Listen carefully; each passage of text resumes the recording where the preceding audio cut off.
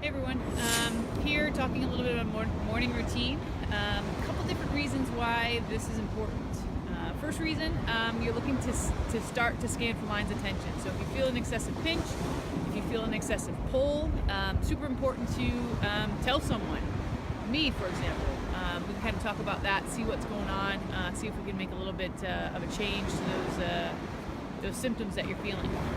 Second reason is to, for lack of a better word, lube up those joints for the morning, right? Our joints are not vascular, right? They don't have veins that run through them, and that's the big way that most things get nutrients and expel waste.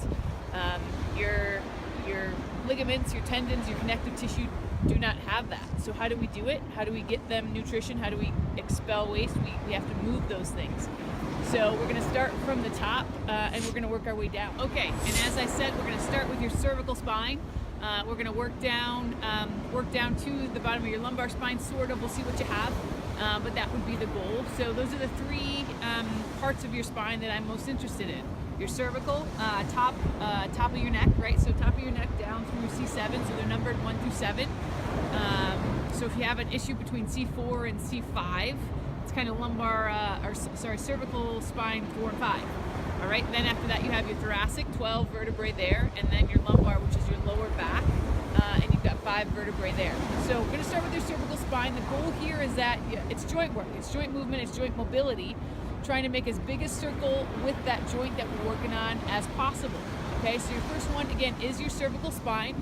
You're going to stand tall. You're going to make a fist, both sides. You're going to drive those fists through the floor. You're going to start chin to chest.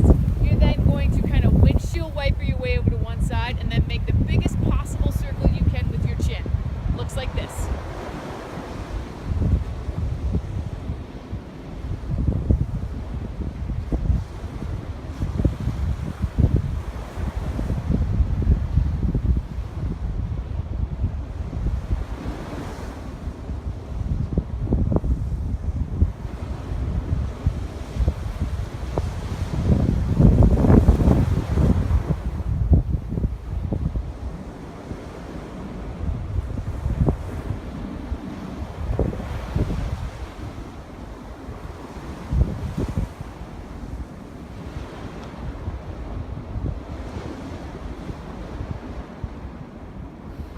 Now the goal with all of these are to, again, biggest circle you can without any compensation, right? There should be no movement from your back. There should be no movement or twist from your spine or your chest to help create that movement, all right? And you want to always go 2 rotations in one way, 2 rotations the other way, just nice and easy, trying to get things moving, trying to warm them up for the day. Next one would be that thoracic into your lumbar spine. Now thoracic, again, is kind of that mid-back, cervical to lumbar, right? And then your lumbar would be that lower end of the back. Now the goal would be, again, biggest range of motion without any compensation from anywhere else. You're not looking to move from your hips.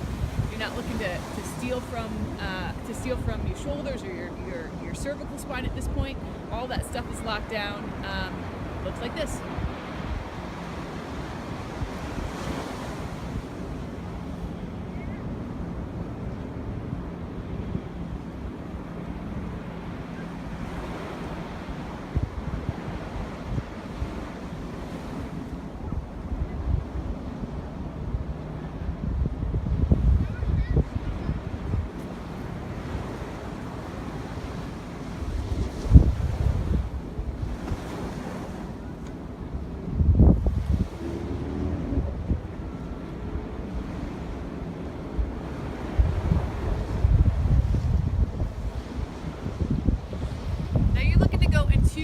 Two in each direction. Obviously I just did one there, and again the goal would be no stealing from anywhere else. This is bending from your hips.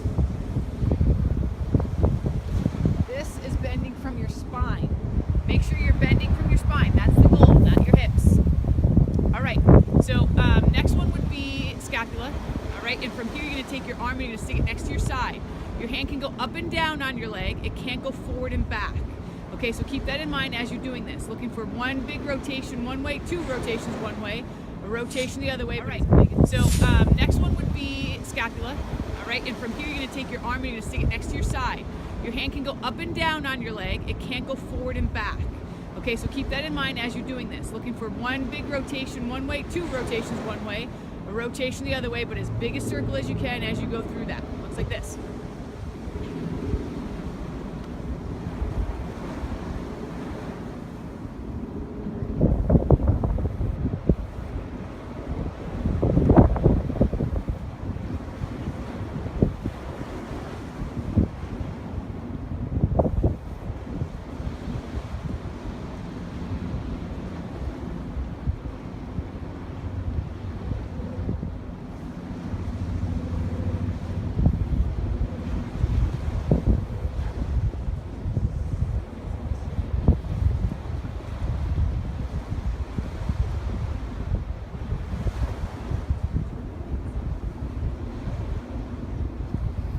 And again, just looking for scap movement there. We're now going to get it there. We're now going to get into our GH, our glenohumeral joint. The scap and the glenohumeral joint should move independently of each other. All right. When we get into the glenohumeral joint, a lot of times the scap is going to want to help take over for that positioning because we lack the ability to get in that position with our GH joint. Okay. So this one will be straight arm. Make sure that elbow stays straight. Any kind of bend in the elbow is a compensation. Any kind of turn in your chest is a compensation. We don't want that. Your arm is going to go as wide as it needs to go to be able to make it happen. All right, so you're going to start straight arm, palm or thumb towards the sky. You're going to make big circle around as you go through, thinking about keeping that scap down as you do it. Start to rotate. When you feel like you can cut the angle in your shoulder blade, you're going to do it. You're going to continue to rotate around where your pinky is going to finish forward and your palm is going to be out away from your body. Real time looks like this.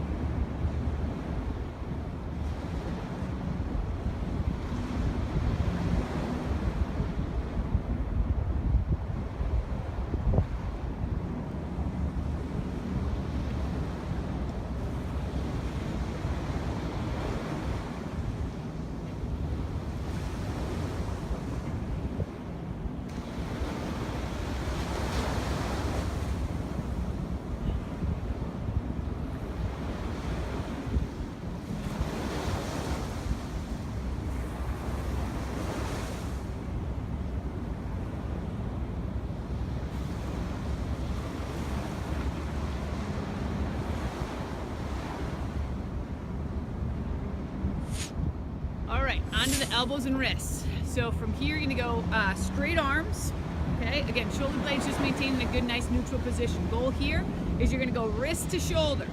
Once I go wrist to shoulder, I'm looking to rotate over my pinky, okay? I'm not just looking to turn my hand here.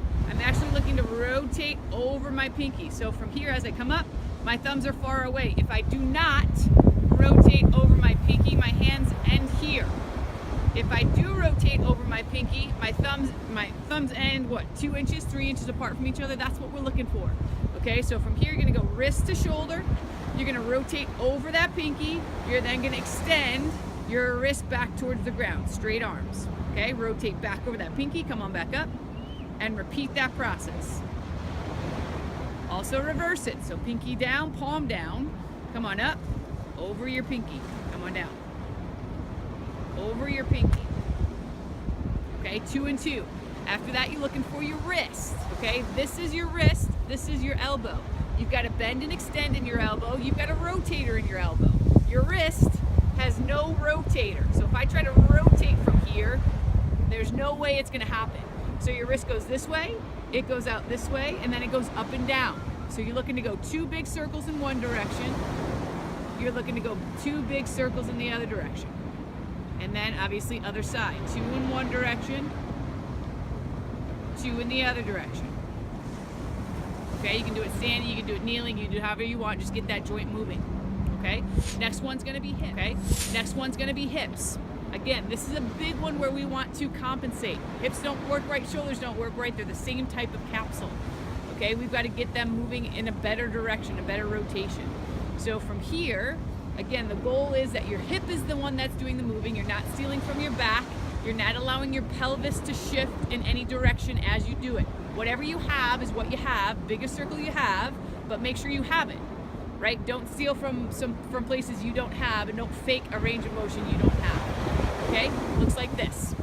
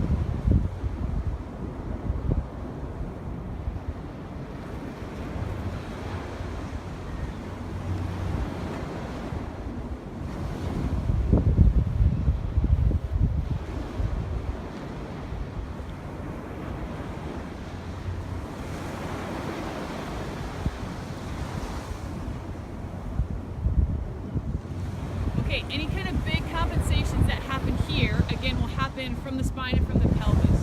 So as you move, just make sure that that pelvis stays where it should stay, right? So from here, this should not be the case. Okay, that's me losing from my spine and my pelvis, all right? Everything has to stay connected as you do this, okay? Next one will be from your knee. Again, probably backtrack a little bit. The hip and all of these have no, I'm not interested in balance whatsoever. So again, grab onto something that's a little bit more stable if you need a little help in stabilizing your body. Okay, no harm there. Not looking for stabilization, just looking for joint movement. Okay, the next piece of this would be knee. Okay, goal here is you have mirror images, right? Top and bottom, you have a lot of the same things, right? Our hands were at one time our feet, both tools to be used for certain things. All right, our elbow is very much like our knee. Okay, so your elbow has a bend and extender and a rotator. Your knee has a bend and extender and a rotator. Okay, that rotator is right below that knee, right here. Okay, so right in this position, right in here. The goal for that rotation, all right, is that your rotator works and your hip isn't doing the job as that rotator should. Okay, so from here, you're just gonna grab your leg the best you can. So if this might be it, if you can, you're gonna get that arm right underneath and cinch that leg right into your chest. That's gonna take away some of that rotation from that hip, hopefully, okay? Think about it as you do it, all right? One of the reasons that we also do this is to build mindfulness around your body. What works, what doesn't, okay? So from here, get that thigh locked into your chest. From here, you're looking to rotate from here. So ankle has to stay locked in. So you're thinking about rotating this way and not this way through your ankle. Okay, so lock your ankle in, lock your thigh in, and you're looking to rotate from right in here. So toe comes in, extend that leg as high and as far as you can. Come on out. So toe goes out, heel comes in, and then come on down and bend that knee. Repeat, come on up, come on out, come on down. All right, 2 each way. Once you get done with that, we are then going to hit just the ankle. I don't want any rotation from here now. So it's just gonna be big rotation through the ankle, 2 times one way, 2 times the other way, okay? Then we obviously hit that other side. Lock it in, looking for rotation from here. Come on up, come on over, come on down. From here, up, back over. That one's a little tricky for me. And then come on back down. So 2 one way, 2 the other way. And then looking for just rotation from the ankle. No rotation from the shin. Okay? So 2 here, each direction. 2 here, each direction. Okay, so we now have to assess your patella. So your patella is your kneecap, right? It's that thing that sits, and it's a joint. It's a floating joint. You can't control it. It should move though. So it sits kind of right on top of all that stuff that connects into your knee. So if your quad is tight, this thing here, if it is tight and turned on, your patella will not move. Okay, for sure. Your patella might not move anyway. That's a bad thing. But if your quad is on, it for sure won't move. That's not a problem. It's just you got to turn your quad off. So relax your quad. And then from here, you got to think of your leg as kind of a clock. So here would be 12 o'clock, 6 o'clock, 3 o'clock, 9 o'clock. What you're going to do is you're going to take 2 fingers, top and bottom. You're going to go 12 to 6. You're going to move that patella 12 to 6.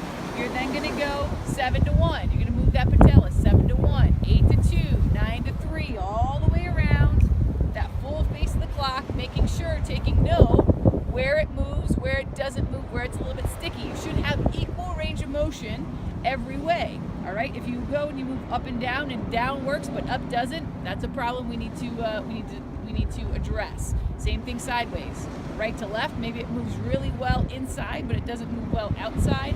Another problem that we have to address.